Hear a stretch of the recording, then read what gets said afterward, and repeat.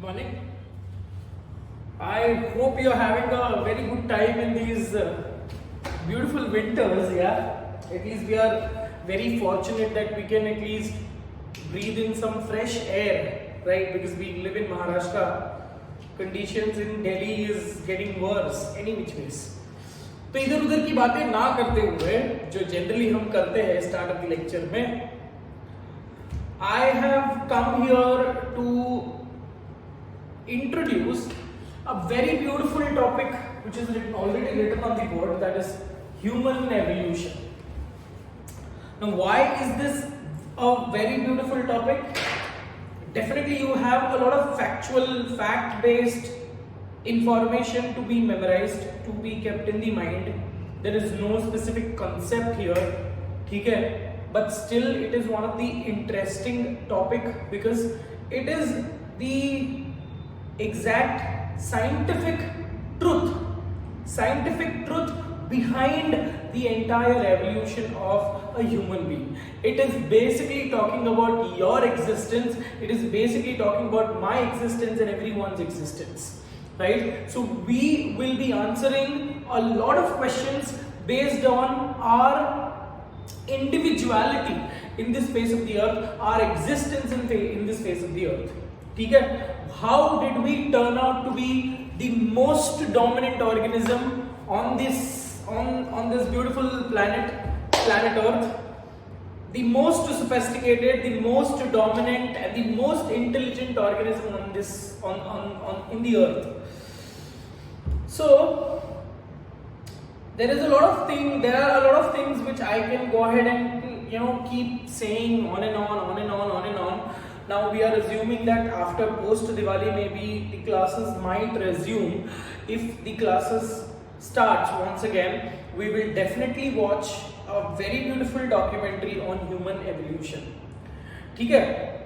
So a lot of people find it very boring because इसमें बहुत सारी information को याद रखना है बेटा, but याद रखने वाली चीज तो बहुत ही easy होती है अगर उसका logic बन जाता है, ठीक है? So याद तो हम any which ways रख ही सकते हैं because some things are to be memorized, है ना? एड्रेस बचपन से आपको आपका नाम, आपकी मम्मी का नाम, डैडी का नाम, एड्रेस, स्कूल, ये सब याद करना ही पड़ता था ना, बच्चों को तो कॉन्सेप्ट नहीं बताया जाता था, है ना? So a lot of things you will be eventually learning and eventually you will have to remember these things, right? And let me go ahead and talk about the entire saga of human evolution. ठीक है? एक बहुत ही I don't know, I have shared this on my WhatsApp, I don't know, WhatsApp status. I came across this particular beautiful status today, which was given by Albert Einstein. Now let me give that statement and let me relate it to this particular topic.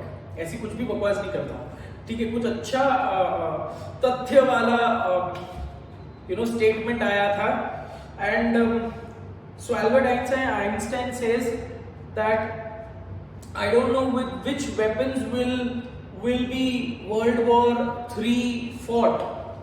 Please listen to these words.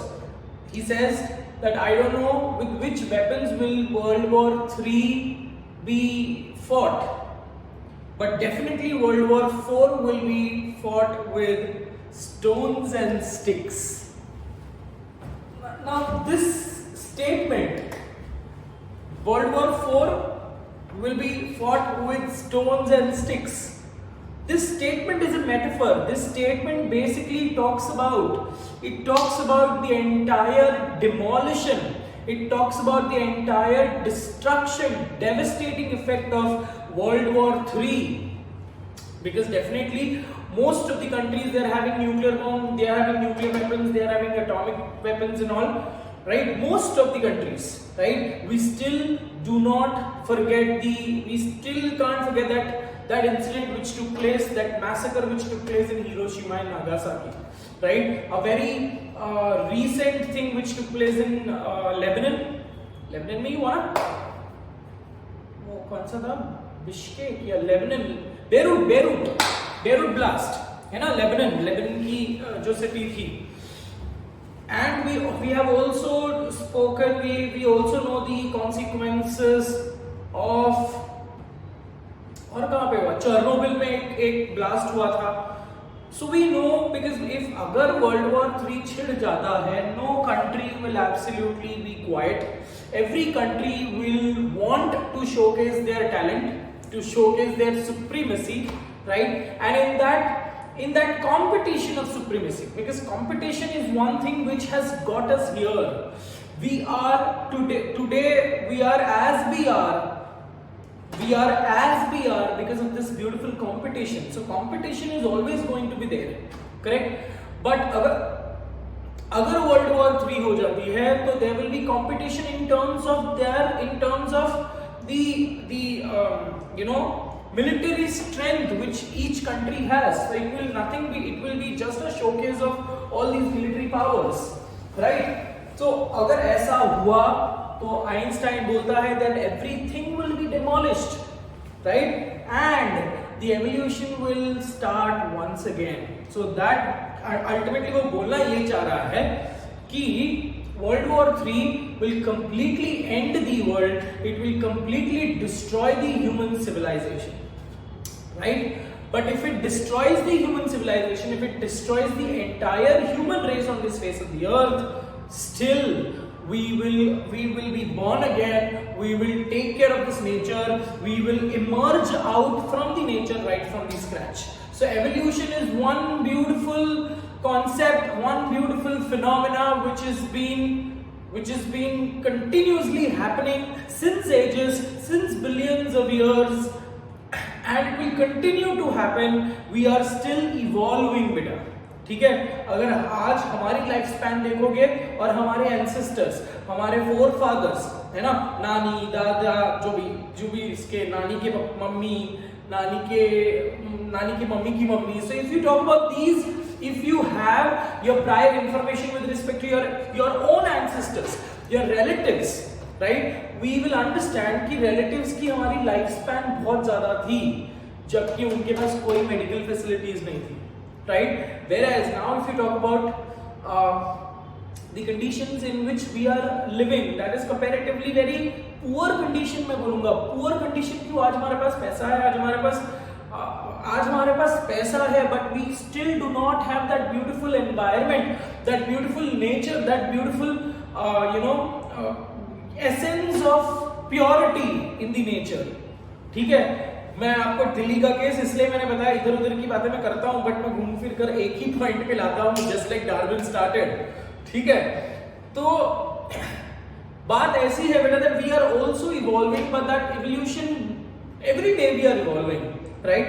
Every day is a new day. Absolutely, we have some people are evolving mentally, some people are evolving physically, है ना. अगर मैं generations की बात करूं, वही मैंने आपको बताया कि हमारे एंसेस्टर्स की लाइफ स्पैन बहुत ज्यादा थी और हमारी लाइफ स्पैन कम होते जा रही है.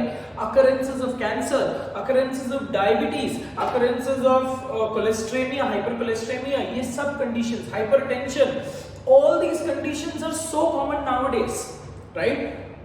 दो रीजन है इसके पीछे. पहला रीजन तो ये है कि हम बहुत रेस्ट एश्योर्ड है, हम बहुत केयरलेस हो गए हैं, because we know that we will be क्योंकि हमारे पास पैसा है, so we will definitely have certain better medical facilities which will take care of us, right? But when you talk about the conventional period, when you talk about the traditional period, these people did not have medical facilities, right? But then the chances of those people getting diabetes, cancer was comparatively lesser, right? क्यों? गांव के लोग pure environment में जीते हैं, है ना. जो रूरल एरियाज में there is much less air pollution, there is much less water pollution. ठीक है, when it comes to cities we expect, because cities are overcrowded, definitely there is even competition for land, even competition for the air which you breathe, competition for water which you breathe. So in other words, human beings are constantly at the state of war, constantly at the state of fight for these natural resources. और जब ये natural resources खत्म होने लगेंगी, तब absolutely the human being, the nature of the human being will absolutely change, and they will get irritated, they will get agitated, and there will definitely be a fight. And with this fight in the humanity will completely destroy the human civilization. It will be a complete catastrophic destruction which the earth will experience. ठीक है, आप लोगों ने एक ऐसा भी time देखा है, आप लोग ने, मैंने भी देखा है, तो ऐसा भी टाइम देखा है जब we have seen a lot of people dying, right, because of a small, absolutely minuscule entity that is virus, है ना. तो आप लोग ये देख रहे हो that how is nature taking back all its depth. ठीक है, नेचर से हमने जो भी चीज उधार लिया है, नेचर वापस वो सब चीजें रिपीट मांग रहा है. So coming back to Einstein's story, definitely animals तो नहीं होंगे जो पत्थर मारेंगे, animals नहीं होंगे जो लकड़ी लेकर मारेंगे. ठीक है, so वो बोल रहा है कि World War IV will be definitely with the sticks and stones. So coming back to our saga of human evolution, which says, Einstein भी ये बोलता है कि अगर humans खत्म हो गए, ये nature का दस्तूर है, ये nature का दस्तूर is a very nice Urdu word, ये nature का rule है that nature will propagate, nature will flourish and nature will definitely give rise to the human race because ये होना ही है. Are we understanding this much? ठीक है, अब technically बोलने का मतलब यह है बेटा कि अभी ह्यूमंस का भी over a period of time evolution हो रहा है. जापान के एक बहुत फेमस साइंटिस्ट है doctor Shapiro.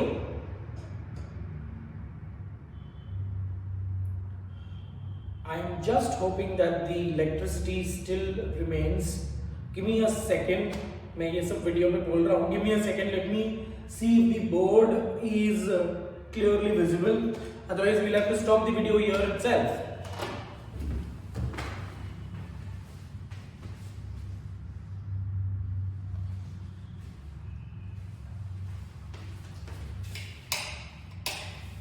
Alright, it is pretty well manageable. आपको दिख तो रहा है सब कुछ, मैं भी दिख रहा हूँ, है ना, तो काफी है. मैं दिख रहा हूँ और मेरी आवाज सुनाई दे रही है, तो you guys can connect absolutely. Okay, so light वापस आ गई है. Thank you so much God. Anyways come back. So देखो ये जो सेक्शन है ना, ये this is a section of discussion. There is a lot of query, a lot of you know instigation which might arise from your end. ठीक है, अब unfortunately हमको इसको एक मोनोटोनस वीडियो के जैसे रहना पड़ रहा है.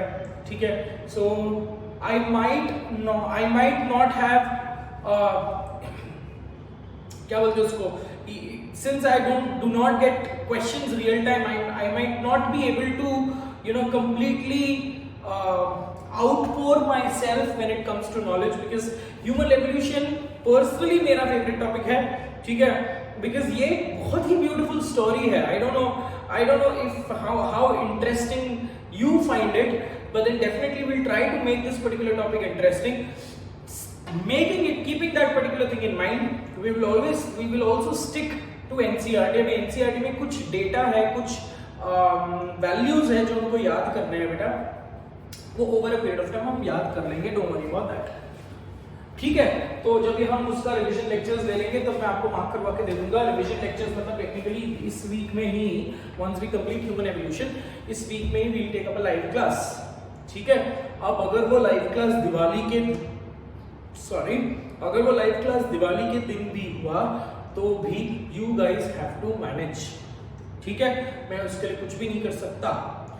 1.5 घंटे की क्लास या 1 घंटे की क्लास दोपहर को 11 से 12 जो भी टाइमिंग हम बोलेंगे उस पे we will agree and technically we will have to figure out something. Any which ways. So chapter के बारे में, ये सेक्शन के बारे में बोल के मैं थक जाता हूँ, है ना. मैं थकूंगा नहीं बोल के, because it is again I always get a smile on my face when I have to teach this particular topic. ठीक है, तो कुछ अच्छी बातें हम डिस्कस करते हैं, then we'll come back to our own topic. Okay, first we'll talk about what is the scientific name of human. Such a stupid question, है ना. Scientific name of present day human is Homo sapiens sapiens.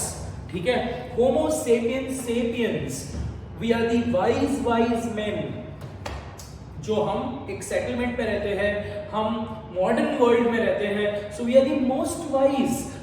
We have designed a lot of vehicles, we have designed a lot of scientific technologies, right? So we are the most wise, we are the most intelligent organism this earth has experienced. ठीक है? इससे पहले जो आज भी आप उन लोगों को देखते हो, when you talk about people still living in the African regions, people still living in that conventional nature, people still who are completely dependent on the nature. ठीक है, वो हट्स में रहते हैं. अफ्रीकन रीजन्स में देखोगे देयर आर ट्राइब्स. अब ये ट्राइब्स में भी बहुत सारे बाहर के लोग आ रहे हैं, देयर पोल्यूटिंग. बाहर के लोग मतलब there are lot of tourist which go there and those tourist are, वो टूरिस्ट थोड़ा सा अट्रैक्टिव लगते हैं वो ट्राइब को. And slowly and steadily that essence, that root essence, that crude essence of human civilization is absolutely being lost, है ना. आप यही समझो कि बहुत ही जिनको फॉरेन वर्ल्ड में क्या हो रहा है वो सब कुछ भी नहीं पता, जिन्होंने एरोप्लेन नहीं देखा, जिन्होंने ट्रेन नहीं देखे, जिन्होंने कैमरा नहीं देखा, मोबाइल नहीं देखा, उनके सामने जाकर आप शूटिंग करते हो, उनके सामने आप शर्ट पैंट पहन के जा रहे हो, तो somewhere down the line they find it very convincing, they find it very attractive, correct? So अब उनकी भी वो जो एसेंस है, उनकी जो वो कल्चर एंड ट्रेडिशन है, that is also getting polluted because of these a lot of tourist who, because they find these tourist very different, है ना. उनको ऐसा लगता है कि हम कैसे ट्रूप में रह रहे हैं, right. There are a lot of African communities, a lot of African traditions जो है, जो फेस टैटूइंग है ना, piercing, they still have a very different type of clothing do they wear. ठीक है, पहले तो ऐसा था कि they never used to wear clothes because we are also animals. We have become the most intelligent animal, and the more intelligent we become, the more conservative we become. ठीक है, because हम सोचने लगते हैं.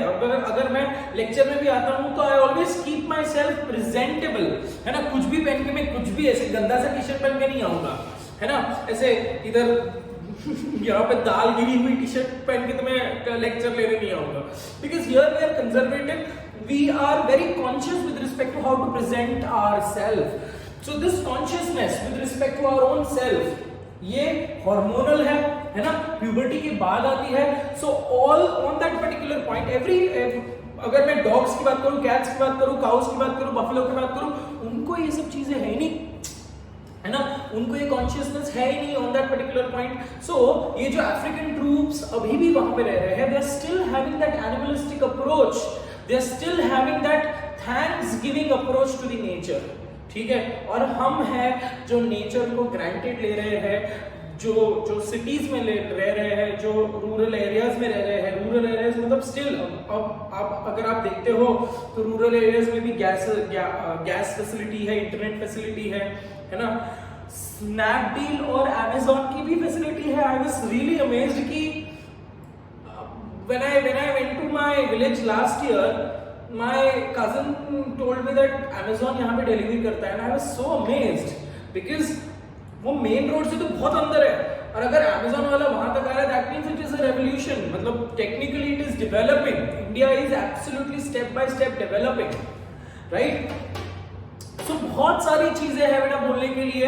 We somewhere down the line have become so ignorant with respect to nature, and somewhere down the line we will have to, we as human race, we as human civilization, we as the founders of human civilization will definitely have to pay back. और pay back होगा. और entire earth अगर world war में आ गई, ठीक है, imagine कर लो world war की कंडीशन. अगर वर्ल्ड वॉर कंडीशन आ गई तो जो भी सिटीज में रह रहे हैं, है ना, जो भी छोटे बहुत, जो भी सिटीज के पास के जो रूरल एरियाज में रह रहे हैं, एवरीवन विल बी अफेक्टेड. जो बचेंगे वो कौन? अंडमान एंड निकोबार में जो लोग रह रहे हैं वो बच जाएंगे. ठीक है, बिकॉज अंडमान एंड निकोबार में देयर इज स्पेसिफिकली कोई ऐसी ज्यादा फाइटिंग नहीं होगी. जो अफ्रीकन रीजन्स के जो एक्सट्रीम कंडीशंस में रहने वाले जो ट्रूप्स है वो बच जाएंगे. So definitely, even if the entire human race is being wiped off, there will be a few representatives. This is what we studied in something called as bottleneck effect, right? There will be representatives. Definitely humans बचेंगे, ठीक है? कौन सा human बचेगा? जो extreme, जो nature को support कर रहा है, जो नेचर की पूजा कर रहा है, जो नेचर के ऊपर कंप्लीटली डिपेंडेंट है, दोज ऑर्गेनिजम्स जिनको सिटी क्या होता है, जिनको मॉडर्न एमिनिटीज क्या होता है, ये सब नहीं पता, those organisms will absolutely remain if there is, let's not, fingers crossed, let's not talk ill about human race, but then still this is what the future can be if we don't, if we don't consider, if we don't have that gratitude towards nature. Nature ने हम लोगों को कितनी सारी चीजें दी है बेटा, ठीक है? We should have that gratitude for the water we drink, correct?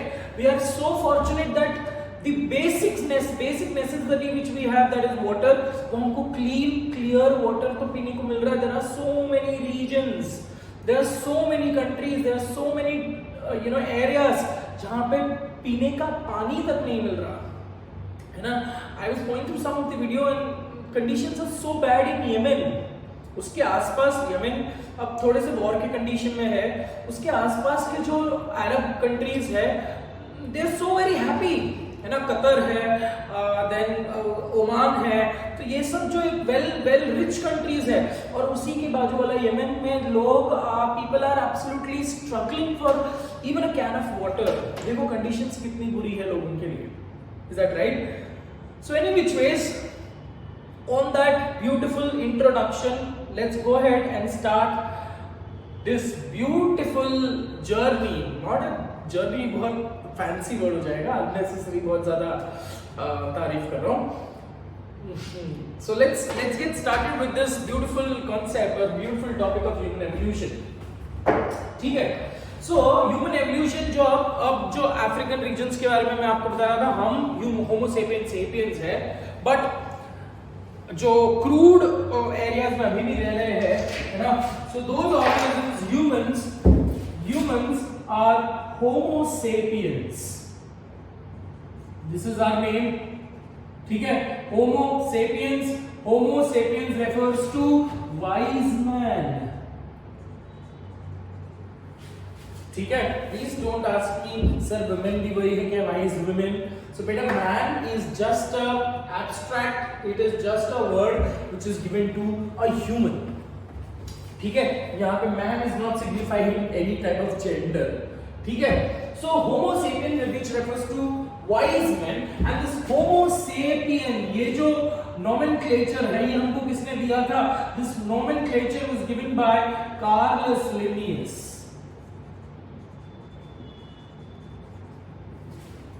Okay, so this nomenclature was given by a very famous, well-known taxonomist whom you know already, and that Carolus Linnaeus.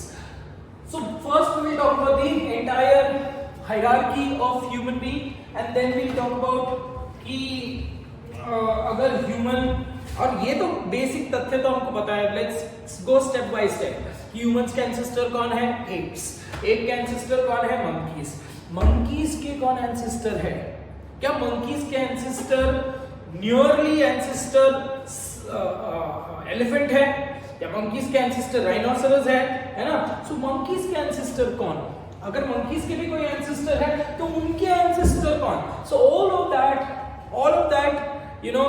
superimposed questions will be answered in this particular lecture based on human beings. So let's go ahead and talk about this beautiful hierarchy of human being. So कुछ चीजें जो है मैं आपको already पता है ना, taxonomical unit. सो kingdom, जो चीजें मेरे को और आपको पता है वो मैं नहीं लिख रहा हूं, मेरे को मतलब जो चीजें आपको पता है वो मैं नहीं लिख रहा हूं. किंगडम, ह्यूमन बीइंग कौन से किंगडम को बिलोंग करता है? It belongs to kingdom of Saudi Arabia, कुछ भी, इट बिलोंग्स टू किंगडम अर्मेनिया. ठीक है? It belongs to kingdom, it belongs to phylum, मैं नहीं लिखने वाला हूं. ठीक है? It belongs to phylum Chordata.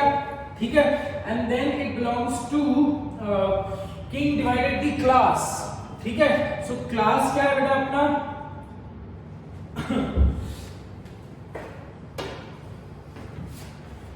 Class से पहले कुछ अपने पास सुप्रा क्लास भी था, if you remember. So supra class is Tetrapoda, चलो ना लिख ही लेते हैं ना। किंगडम क्या है बेटा, kingdom of animalia, kingdom animalia, phylum Chordata, ठीक है। अच्छा सब फाइलम भी अपने पास, सब फाइलम क्या है बेटा, अंडर कॉर्डेटा सब फाइलम क्या है, सब फाइलम वुड बी वर्टिब्रेटा, है ना। सब फाइलम के बाद आता है क्लास। सो क्लास का सुप्रा क्लास है अपने पास, सुप्रा क्लास क्या है, तो सुप्रा क्लास वुड बी क्या होगा बेटा, टेट्रापोडा, ठीक है। सुप्रा क्लास के बाद देयर इज अनदर, आप इसको ये बोल सकते हो, इंफ्रा क्लास बोल सकते हो ऑन दैट पर्टिकुलर पॉइंट, ठीक है। So king divided the class, so let's go ahead and class लिख लेते हैं। क्लास क्या है, मैमेलिया, ओके। मैमेलिया में you will definitely have, class के बाद आपके पास इंफ्रा क्लास आएगा, ठीक है। सो क्लास के बाद you will have infra class, under infra class you will have Theria, है ना, थीरिया दैट इज प्लेसेंटल्स है ये सब ऑर्गेनिजम्स, ठीक है, यूथेरियंस है। After that we have order, king divided the class in order, order is Primata, ठीक है। ऑर्डर के बाद क्या आएगा बेटा, ऑर्डर के बाद आएगा king divided the class in order that the family got separated, ठीक है। ऑर्डर के बाद आता है सब ऑर्डर, लिख लेते हैं पहले अपन। सब ऑर्डर वुड बी एंथ्रोपॉइडिए, उसके बाद king divided the class in order that the family, family is hominidae, family के बाद आता है जीनस, होमो, स्पीसीज, सेपियंस, ठीक है। अब ये तो चलो पता है on that particular point, already हमको इंफॉर्मेशन ऑलरेडी पता था, बट व्हाई, इसके reasons, why are they included under Animalia, I know it, ठीक है। Why are they included under Chordata, because they are chordates. Why are they included under Vertebrata, because they have a well developed vertebral column. Tetrapoda क्योंकि उनके पास चार पैर है, we all are four limbed organisms, ठीक है। But हमारे limbs में फर्क क्या है, that are fore limbs are shorter than the hind limbs, माप कर देख लो, है ना। Hands are comparatively shorter in length as compared to that of the hind limbs. So tetrapoda because we have four limbs, mammalia class mammalia because we have mammary glands, theria because we are placentals, correct, placentals on that particular point, order primata, ठीक है। अब यहां से हम लिखते जाएंगे। Primata क्यों बोला बेटा हमने, प्राइमेटा इसलिए बोला है because these organisms have nails, nails instead of claws, है ना। मतलब स्पेसिफिकली आप फिंगर्स को देखोगे तो there are flat nails, but अगर आप रेप्टाइल्स को देखते हो, अगर बाकी ऑर्गेनिजम्स को देखते हो, so these organisms they have clause, very pointed sharp clause. Dogs, cats they have retracted, dog cats के पास तो रिट्रैक्टेबल क्लॉ है, ठीक है। सो प्राइमेटा ऑर्डर में जो ऑर्गेनिजम्स आते हैं they have nails over the fingers, ठीक है। Anthropoidea, anthropoidea because they have facial muscles, facial muscles for expression. So these organisms have developed facial muscles for expression. Hominidae, these organisms have developed erect posture, and bipedalism. होमिनिडिए refers to कौन से family को belong कर रहा है? Jeans क्या है? होमो. होमो का मतलब है मैन. ठीक है. So hominidae is the family which includes organisms having man-like characters. Man-like character में important चीज क्या बेटा? वो अपना इरेक्ट पोस्चर है ना. एंड अगर इरेक्ट पोस्चर है तो ऑटोमेटिकली बाइपेडलिज्म आएगा. ठीक है. होमो refers to man. Sapien refers to wise. So this is basic introduction which we have to talk about in terms of the human hierarchy. ठीक है. अब अगर मैं human hierarchy यहाँ पे अगर मैं इतने पार्ट में डिस्कस कर रहा हूँ, let's go ahead and talk about that. Darwin ने तो ये बोला था. डार्विन ने जब कुछ अपनी डार्विन ने डिसेंट ऑफ मैन, ठीक है, डार्विन ने बहुत सारी बुक लिखी. One of the most remarkable book which spoke about the evolution of different type of organisms, development of such a beautiful biodiversity, वो बुक का नाम था Origin of Species by Natural Selection. That is one remarkable book which he wrote. ठीक है. Apart from that, he also was working and he also wrote a very beautiful book which talks about human evolution, and that is The Descent of Man. ठीक है. So when you talk about a basic introduction लिख लेते हैं अपन.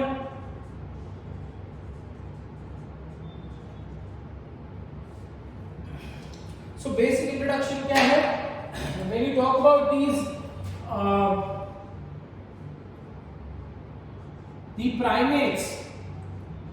the primates originated geological time scale के हिसाब से क्या है? Primates originated in the Paleocene epoch.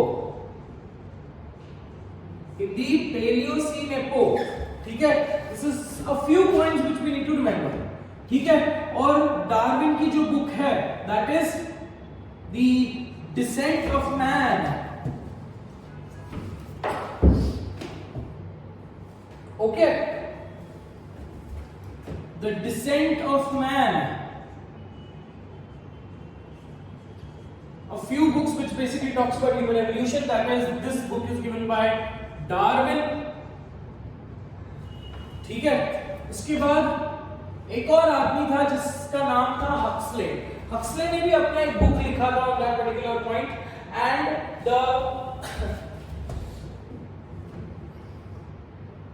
the man's place in the nature. This book was written by Huxley. So these two remarkable books, again these are extra. ये अगर paper को बहुत ज़्यादा डिफिकल्ट बनाना है तो ये क्वेश्चन पूछ सकते हैं unless and until otherwise this particular इस पे इन दो चीजों पे क्वेश्चन आना बहुत ज़्यादा कॉमन नहीं है. ठीक है. सो आपको याद रखना है कि ह्यूमन प्राइमेट्स का ओरिजिनेशन जो हुआ that took place in the Paleocene epoch. कौन से एरा में हुआ ये? ठीक है. Palaeocene epoch that is in the Cenozoic era. Cenozoic era है क्या? है ना. It is in the Cenozoic era. ठीक है बेटा. तो हमने वो भी पढ़ा था अजोइक, आर्कियोजोइक, प्रोटेरोजोइक, पेलियोजोइक, है ना. उसके बाद पेलियोजोइक, मीजोजोइक एंड सीनोजोइक. ठीक है बेटा. तो ये तीन इंपॉर्टेंट पॉइंट्स आपको लिखना है ऑन दैट पर्टिकुलर लेवल. ठीक है. और वो जो हमने लिख लिया कार्लस लिनियस ने होमो सेपियंस नाम दिया था. ठीक है. So now when you talk about when Darwin was explaining this concept, I told you ये इंफॉर्मेशन मैंने आपको इससे पहले भी दिया है कि Darwin's life was completely devastated. He was completely scrutinised for calling God's creation as monkeys. ठीक है. बिकॉज उसने बहुत ऐसे लोगों को, तब के ऑर्थोडॉक्स लोगों को लगता था कि कुछ भी बकवास कर रहा है दाढ़ी वाला आदमी, है ना. ये तो बकवास कर करके इसका ये गंजा हो गया. गॉड की क्रिएशन को इसने बंदर बोल दिया. इसके तो सिर पर ही पत्थर मारो और इसका टकला फोड़ दो, है ना. तो lot of people there in those time, those narrow mentality, those orthodox people जो थे, they absolutely made Darwin's life hell. But still Darwin was very much particular with respect to his knowledge. He was very he was very confirmed and he was very confident with respect to his information in terms of his observation, his research and his philosophy, his thinking, right? So and that is why Darwin is celebrated on that particular face of the earth. Any which means, पता नहीं मैं आज face of the earth क्यों बोल रहा हूँ, because मैं एक अच्छी मूवी देख रहा था. मूवी का नाम मैं आपको ये सब चीजें वीडियो पे नहीं बताता है ना, चुपके से बाद में बता दूंगा. तो चलिए दो come back. Okay, so let's go ahead and talk about कि अगर ह्यूमन के एंसेस्टर्स, डायरेक्ट एंसेस्टर्स हमारे एप है, बिकॉज हम में और एप में ऑलमोस्ट मैक्सिमम सिमिलैरिटी है, बिकॉज हमारा क्लोजेस्ट रिलेटिव इज चिंपैंजी. ठीक है, चिंपैंजी से अगर एक लेवल नीचे जाऊं तो आता है अपना गोरिल्ला से एक लेवल नीचे जाओ तो आता है ओरंगुटैन से एक लेवल नीचे जाओ तो gibbon. So present day human and a chimpanzee has almost 99% similarity in the genes. ठीक है, बहुत ही मोस्ट ऑफ द सिमिलैरिटीज की बात करूं तो क्रोमोसोम में भी ऑलमोस्ट नंबर सेम है. चिंपैंजीज के पास 48 क्रोमोसोम्स होते हैं and we have 46 chromosomes. That is one important point. The other important point is with respect to उनकी बैंडिंग पैटर्न, क्रोमोसोम की बैंडिंग पैटर्न ऑलमोस्ट सेम होती है बेटा. ठीक है, all of these information is given. So why do we say today we have scientific technologies where we can talk about, where we can give them proof कि ये similarity है देखो. और इस आदमी ने man's place in nature, Huxley और descent of man में भी, डिसेंट ऑफ मैन में कैरेक्टरिस्टिकली डार्विन ने प्रूफ्स दिए. ठीक है, डार्विन ने ये एक्सप्लेन करवाया कि मैन और एप में फर्क देखो, कुछ भी फर्क नहीं है मैक्सिमम. ठीक है, वो भी हमारे जैसे ही ऑर्गेनिज्म है, थोड़ा सा अपने से गंदा दिखता है, थोड़ा सा भयानक दिखता है. क्यों? उसकी ब्रेन कैपेसिटी उतनी नहीं है. He is still not self-oriented. He's still not self-conscious. Is that very clear? वो जी रहा है to fulfill his physical needs. He is absolutely just performing his duties with respect to his life. उसके life में duty क्या है? खाना, पीना, reproduce करना और फाइनली मर जाना. अदरवाइज उसको तो ऐसा कुछ नहीं है कि मेरी 4 बीवियां होनी चाहिए और मेरे हर बीवी से 2-2 बच्चे होने चाहिए. He does not have a family, dude. Is that right? So बोलने का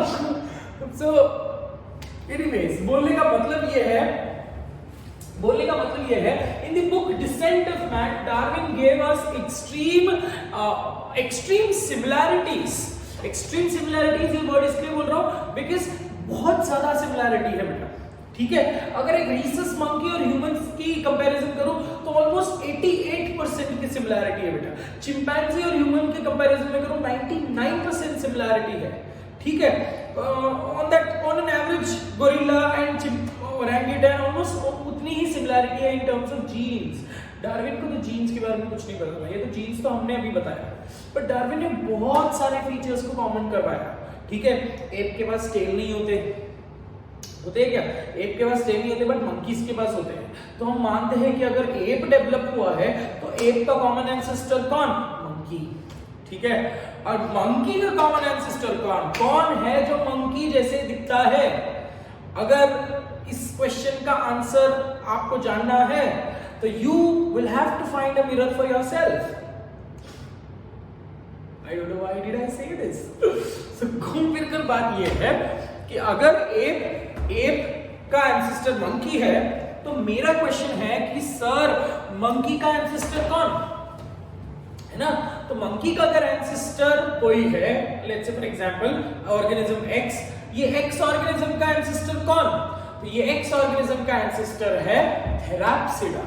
थेराप्सिडा is a mammal like reptile, because हम मानते हैं कि रेप्टाइल से मैमल्स और बर्ड्स ही इवॉल्व हुए. ठीक है, मैमल्स के केस में क्या चेंजेस आते गई over a period of time, जो उनकी जो हेड का स्ट्रक्चर था, snout, the snout started to become smaller and smaller and smaller and it started to bulge, है ना। यहाँ पे हेड रीजन में, फोरहेड रीजन में बल्ज दिखने लगा because of the growing brain size, ठीक है। तो स्लोली एंड स्टेडीली थेराप्सिडा बने। अब थेराप्सिडा से कुछ ऑर्गेनिजम्स, बिकॉज जब थेराप्सिडा बने रेप्टाइल्स, एक ऐसा भी टाइम आया जब entire earth experienced a massive catastrophic destruction with respect to the end of dinosaur का एरा, ठीक है बेटा। तो जब डायनासोर्स मर रहे थे, वो it was just a life, it was just a living hello that time. Every यहाँ पे लाश पड़ी है, वहां पे कोई लाश सड़ रही है, इधर कोई खा रहा है, उधर कोई, so technically it was a very disastrous condition, ठीक है। and even in that disastrous condition, even in that condition with lack of food, a few organisms survived. Even in that unstable environment, a few organisms still survived, and those organisms were insectivorous mammals. So अगर मैं ये बोलूं कि humans, या बोलने का मतलब ये है कि कोई भी टाइप का जो मैमल है उसकी एंसेस्ट्रल ओरिजिन कौन सी है, दी इंसेक्टिवोरस मैमल्स। आज अगर मैं इंसेक्टिवोरस मैमल्स की एग्जांपल दूं तो दैट इज एंटीटर, है ना। एंटीटर, ये जो छोटे छोटे एकदम गिनी पिग्स के जैसे जो ऑर्गेनिजम्स होते हैं ना, हेजहॉग, पॉर्क्यूपाइन, छोटे छोटे जो होते हैं जिनकी लंबी सी नाक होती है एकदम, ठीक है। वो मिट्टी में से नाक घुसा कर, एंटहिल में नाक घुसा कर स्नाउट होती है, वो नाक घुसा कर स्मेल करते हैं और दे एब्सोल्युटली ट्रैप और कीड़े खाते हैं। कीड़े मतलब मूंगी एंड, ठीक है।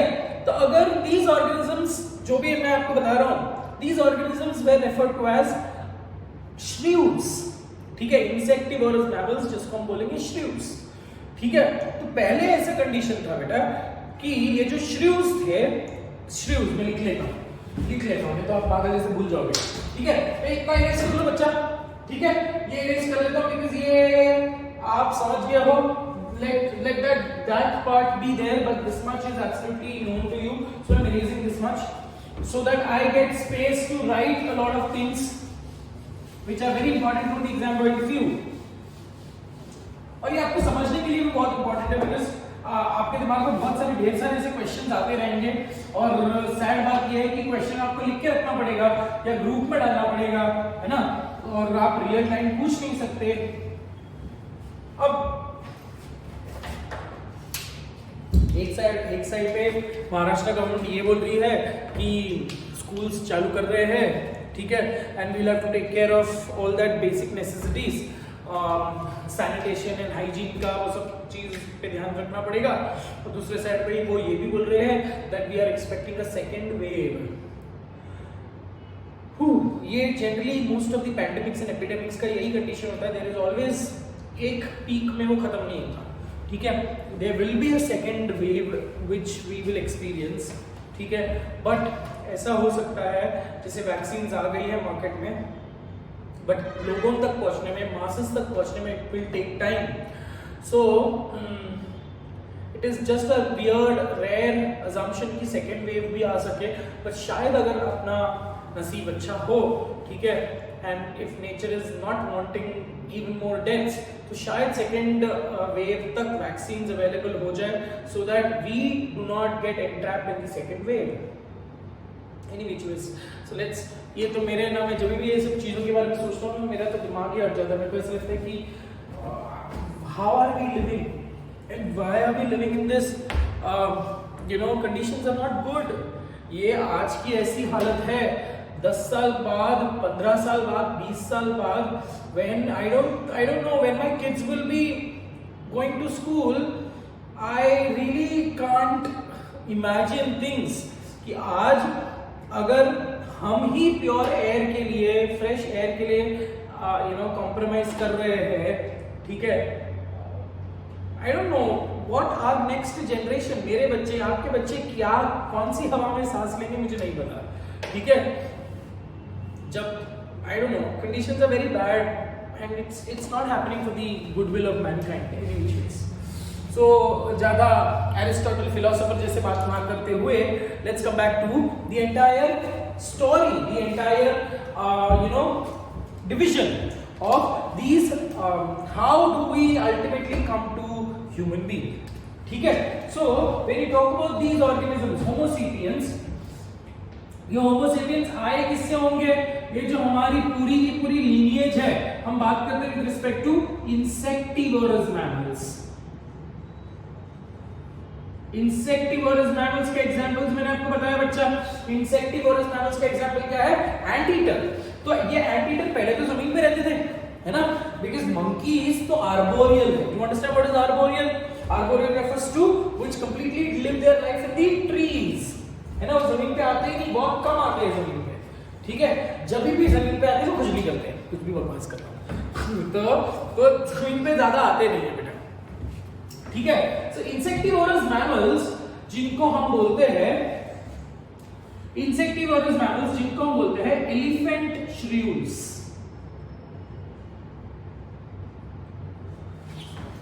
Now why elephant? Because they had a long snout, because उनको long snout की जरूरत थी बेटा। क्यों? एकदम टून टून टून टून उनको वो कीड़े निकालने होते हैं ना, कीड़े मतलब मुंगी निकालनी होती है ना मट्टी के अंदर से, तो they required a very long snout, very long nozzle like snout. So hence they are referred, because of their long snout, they were referred to as elephant shrews. These elephant shrews, they were completely rodent like, they were completely burrowing, fossorial जिसको हम बोलते हैं, ठीक है।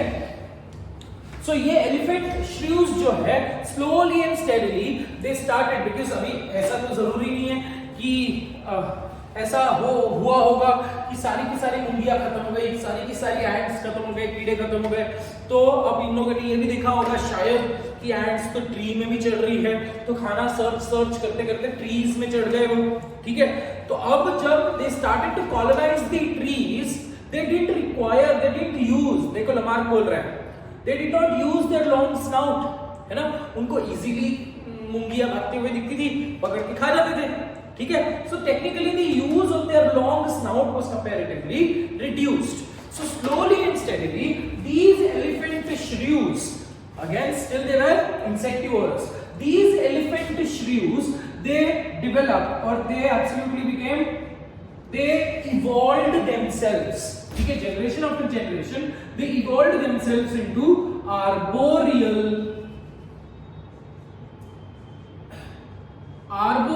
shrews, ठीक है। अब ये आर्बोरियल श्रीव्स जो है ये हमारे एंसेस्टर है। इनका एंसेस्टर, इनका बाप कौन? ये, ठीक है। इनका बाप कौन? पेप्टाइड, ठीक है। सो आर्बोरियल एंसेस्टर, देखो हम आज इतने मैसिव ऑर्गेनिजम्स हैं, इतने स्मार्ट ऑर्गेनिजम्स है ना, तो आज but all of this smartness, all of this sophistication and this development goes back to this arboreal shrews जो एकदम इतने छोटे से अंजुली में आ जाए, ठीक है। so those smaller organisms ultimately gave rise to this beautiful civilization, that is what we conclude, ठीक है बेटा। तो आर्बोरियल ऑर्गेनिजम्स जो थे ये आर्बोरियल से थोड़े थोड़े, बिकॉज अभी देखो क्या हो रहा है, पूरी ऐसी सागा जैसी है, पूरी स्टोरी जैसी है, मस्त ऐसे। अगर आप अच्छी अनुराग बासु होते तो मेरे को लगता है पिक्चर बना लेते, ठीक है।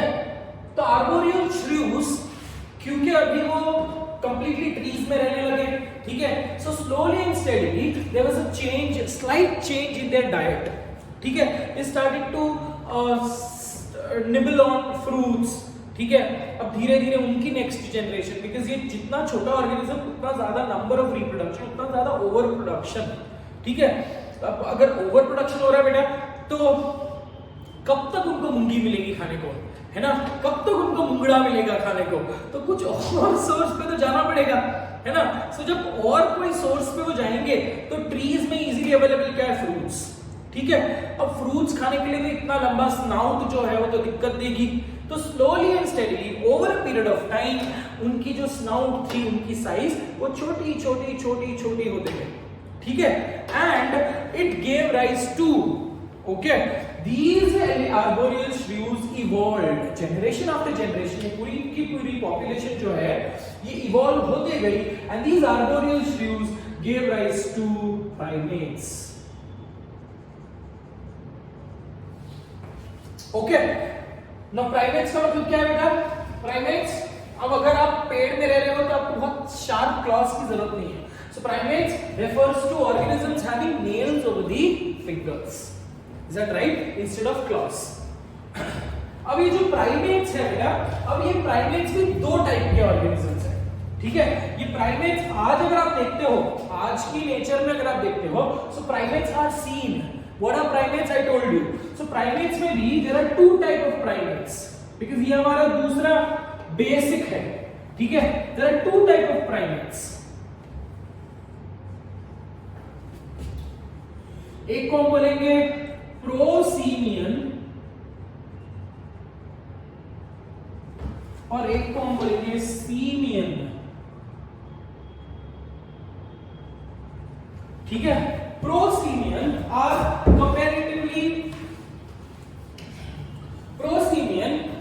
Lower primates. Prosimian are lower primates, छोटे छोटे, मतलब एग्जैक्टली वो प्राइमेट्स के जैसे नहीं है, थोड़ा सा अंडर डेवलप्ड है. ठीक है, characteristically they don't resemble the apps. ठीक है, so they are prosimians are lower primates.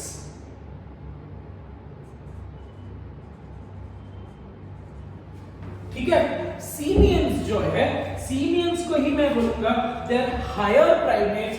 ये लोअर प्राइमेट्स है. ठीक है, नेल्स तो इनके पास भी थी, बट सीमियन के पास एक एडवांटेज आ गई, that is facial muscles. So these simians are also referred to as anthropoids.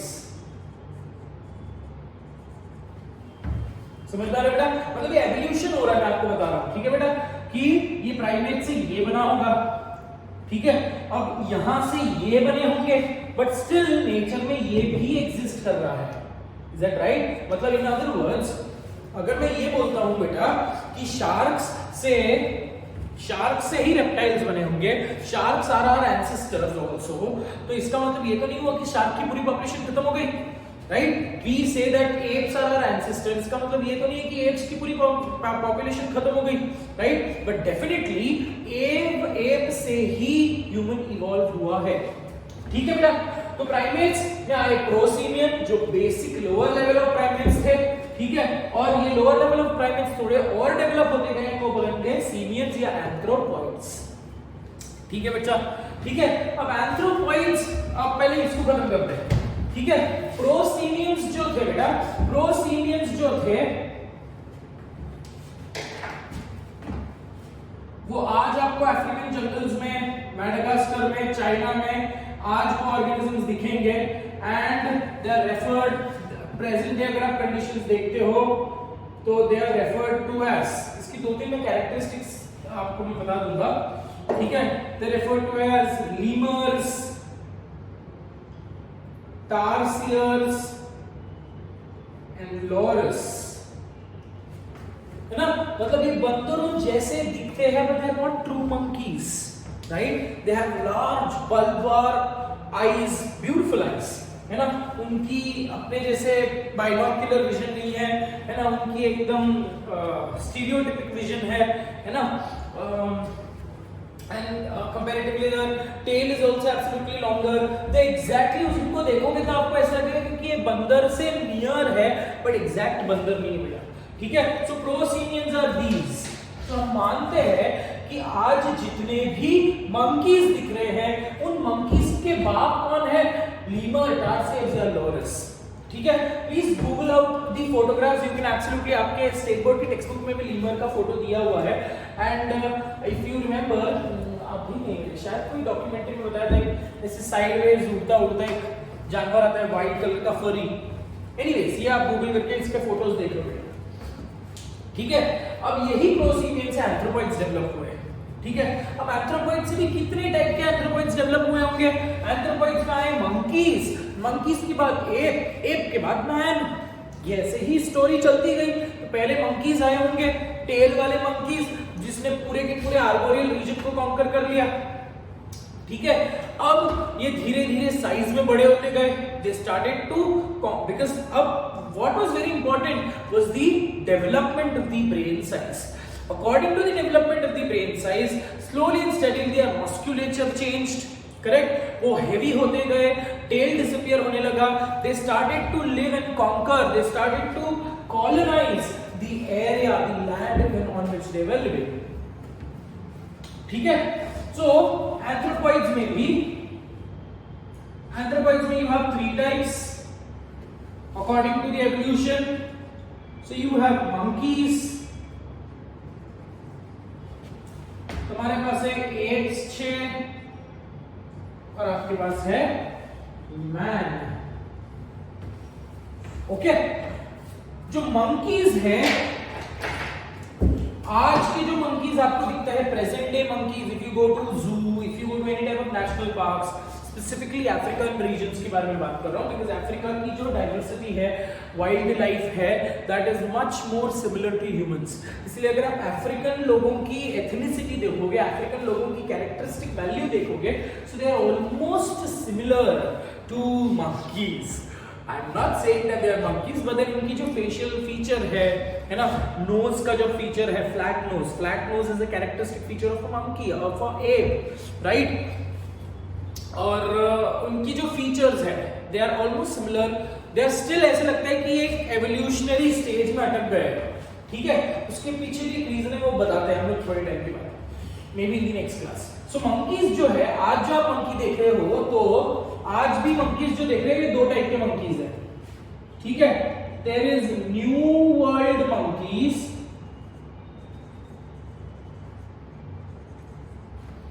and there are old world monkeys.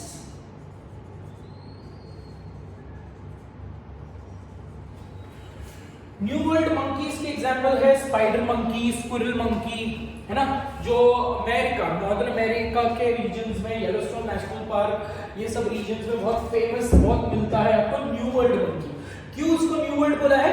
Because इनका जो एवोल्यूशन हुआ है from these old world monkeys, इनका एवोल्यूशन रिसेंटली हुआ है, मतलब मंकीज में भी एवोल्यूशन हो रहा है बेटा, ठीक है। So they are recently been evolved. और जो आज हम देखते हैं ना, जो सादे मंकी लाल, वो जो नॉर्मल वाइल्ड मंकीज होती है, मैकैक, है ना, देन यू हैव अलग अलग बबून है ना।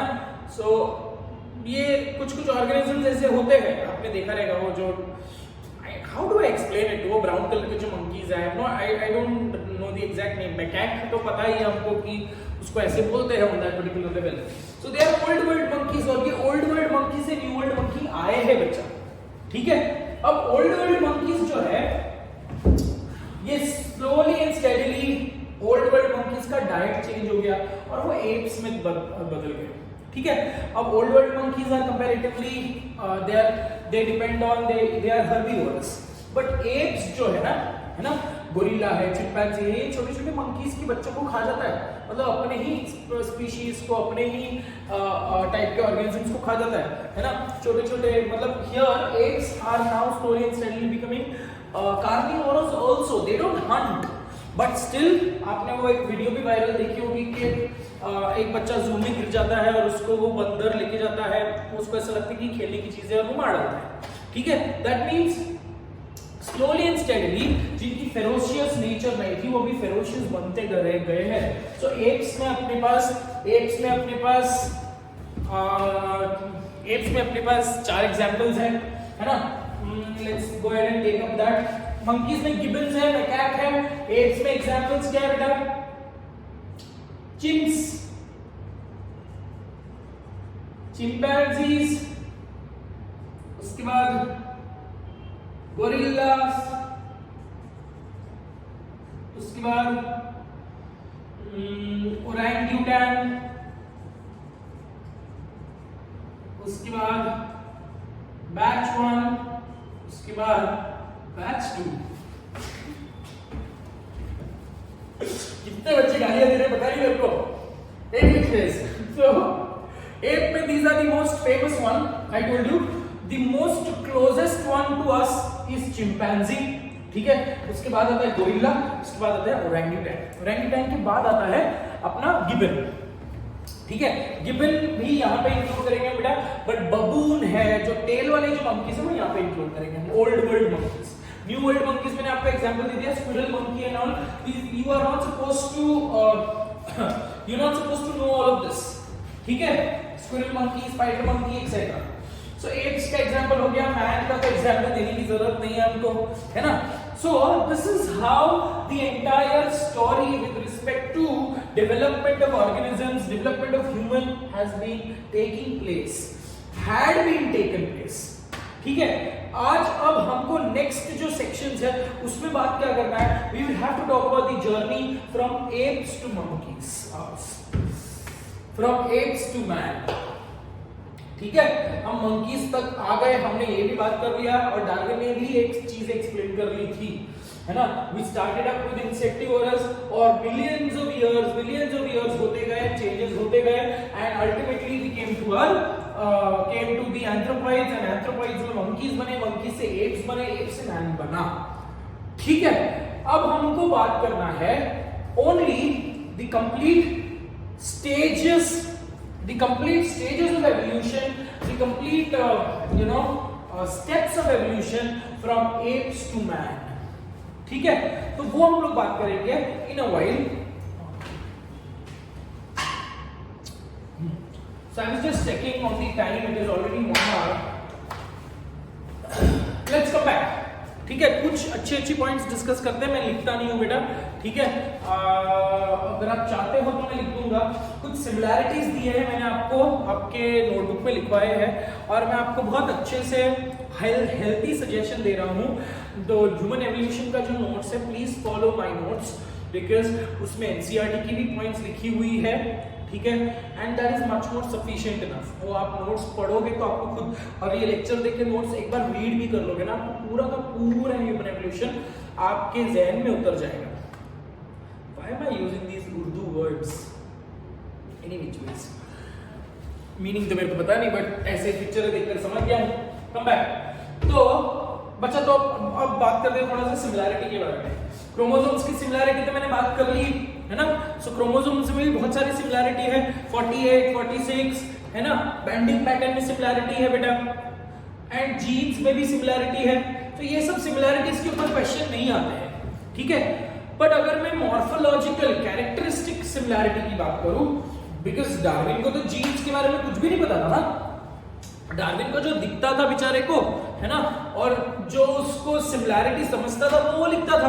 तब सिमिलैरिटी क्या है with respect to apes and humans. So similarity ये है, एप्स की जो स्ट्रक्चर है, दैट वर्टिब्रल, जो क्या बोलते हैं उसको, वर्टिब्रल कर्वेचर जो है, सिंगल कर्वेचर है एप्स के, है ना. whereas ह्यूमन में there is a concave, convex, concave, convex. मस्त कर्वेचर है ना. स्पेसिफिकली 4 कर्वेचर दिखते हैं बेटा. That is one difference in the curvature. ठीक है, curvature of the vertebral column, that is one important feature. The other important feature is hair growth, है ना. अगर आप मंकीज को देखोगे और ह्यूमंस को देखोगे तो hair growth is absolutely more in the monkeys या एप्स की बात हो रही है, मंकीज में नहीं, right. The most hairy individual on this face of the earth still has lesser hair than a chimpanzee, है ना. So hair में भी differences है ना. But अगर आप पैटर्न ऑफ हेयर ग्रोथ की देखोगे तो ऑलमोस्ट कंडीशन सेम है, राइट. उनके भी आंखों के आसपास हेयर ग्रोथ नहीं दिखता बेटा, बट हेयर ग्रोथ एप्स में भी डिफरेंसेस की बात हो रही है बेटा अभी. ठीक है, सो डिफरेंसेस क्या है, सिमिलैरिटी तो हमने बात कर ली, अभी डिफरेंसेस क्या है, मॉर्फोलॉजिकल डिफरेंसेस की कर्वेचर की बात हुई, पहली point. Second point was with respect to their hair growth. Next is the type of the thumb. ठीक है, अगर आपने एक चिंपैंजी या ओरंगुटैन का थंब देखा है, द थंब इज पैरेलल, है ना. पैरेलल मतलब ऐसा थंब है बेटा, ये अगर हाथ है 1 2 3, छोटी होगी ना, ये 4, ठीक है, इनका थंब ऐसा है,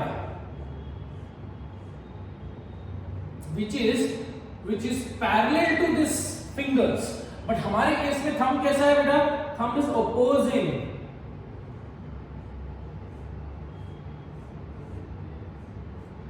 ये opposing थंब से ऊपर नेल्स बनाया, ये opposing थंब से एक एडवांटेज क्या मिली हमको? ग्रिप, है ना? अगर मेरे को कोई चीज ऐसे पकड़ना है, so if you talk about this thumb is opposable, तो मैं ये position of the thumb is opposable, ये ओपोज कर रहा है किसकी?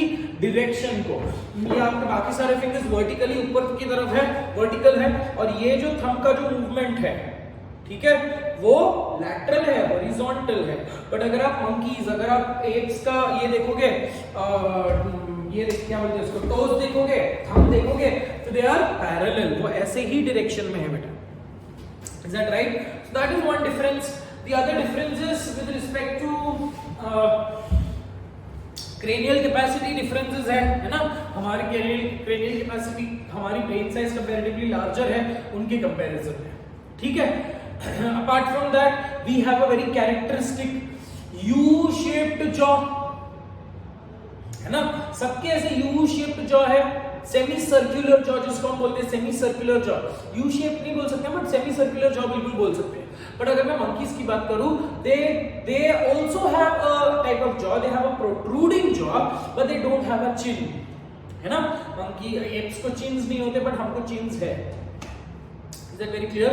So all of these are basic differences between a ape and a monkey, not very important from the exam point of view, hence I did not write it. Whatever I've written on the board is important from the exam point of view. ठीक है, मैं जो चीजें आपको बोलूंगा कि important है उतना आपको ध्यान से पढ़ना है, 5 बार पढ़ना है। जो मैं आपको बोलूंगा कि ये less important है, उसको आपको 3 बार कम से कम पढ़ना है, ठीक है? कोई भी ऐसा सेक्शन मत छोड़ो जिसको आपको ऐसा लगेगा कि मैंने अगर ये बोला कि लेस इंपॉर्टेंट है, so please it is less important and not important नहीं बोला मैंने, ठीक है? We can not take up chances and anything and everything which you read, which you know imbibe as knowledge, anything and everything जो आप ग्रहण करते हो as knowledge, that will somewhere down the line help you. If not in the exam, it will help you to empower your knowledge. It will help you to improvise on your memory skills. ठीक है बेटा? तो बहुत सारी बातें हमने कर ली, बहुत सारी बातें हमने कर ली with respect to the introductory session of human evolution. In the next class, we'll talk about the different stages of human evolution. ठीक है? Starting because ये सब fossils के, इसकी भी स्टोरी है, मैं आपको धीरे धीरे स्टोरी बताऊंगा, ठीक है? अब बताने की मेरी बहुत इच्छा है बट टॉपिक स्टार्ट करूंगा तो खत्म करना पड़ेगा, तो इससे बेटर है will take up a different lecture all together and will finish up. 2 lecture में ह्यूमन एवोल्यूशन समाप्त होते हैं, ठीक है? પછી we are starting up with human reproduction, ठीक है बच्चा? So that is all for today. Have a beautiful day ahead. Thank you so much for watching this video and ऐसे मुझे लगता है कि कमेंट्स बॉक्स जो है मैं ओपन कर दूं मेरे वीडियोस के, सो दैट अगर आप कमेंट करना चाहते हो तो कर लो, गालियां देना चाहते हो तो दे दो, और it does not really matter unless and until I am being convincing, I am being you know absolutely making 50 people at least happy. I don't care about 1 or 2, ठीक है? I will definitely care if there are 40 dislikes or there are 40 people who have complained. That means somewhere down the line I am wrong, ठीक है? अगर ऐसा है कि 10 like है और 1 डिसलाइक है, उस 1 डिसलाइक की कोई भी वैल्यू नहीं होती, एब्सोल्युटली कोई वैल्यू नहीं होती, ठीक है? बिकॉज वो ये जिंदगी का दस्तूर है कि हम सबको खुश नहीं रख सकते, हम सबको सब कुछ नहीं दे सकते, ठीक है? So I am not here to showcase my supreme talent, I am just here to convey the right information, the right message and the right knowledge to you guys so that it will help you in your development, ठीक है? So on that very beautiful note, we wind up our today's session. Thank you so much for being with me. God bless you. Take care of yourself and सर्दी का time है तो ज्यादा सोना मत बेटा, ठीक है। अब दिक्कतें आएंगी आपको, रात को पढ़ाई करने में भी दिक्कतें आएंगी, सुबह पढ़ाई करने में भी दिक्कतें आएंगी, है ना। तो make sure that you get some discipline in you, है ना। अगर आप डिसिप्लिन नहीं लाओगे तो मैं क्या मैं लाऊंगा, है ना। मेरे को तो डिसिप्लिन की जरूरत ही नहीं है, अभी मैंने जब लाना था तब ला दिया, है ना। So every understand this is your time and everything changes with respect to time. आज मेहनत करोगे तो नेक्स्ट के 5 साल बहुत अच्छे जाएंगे बेटा, ठीक है। आज अगर ग्रांटेड लोगे, आपको बाय हुक और क्रुक स्ट्रगल और मेहनत तो करना है, ठीक है। So some people are laid back कि अरे मेरा इस साल नहीं हुआ तो मैं रिपीट कर लूंगा। बेटा रिपीट करने के टाइम पे भी मेहनत तो करना पड़ेगा ना, कोई आपको आकर आपके लिए पेपर को सॉल्व नहीं करेगा ना।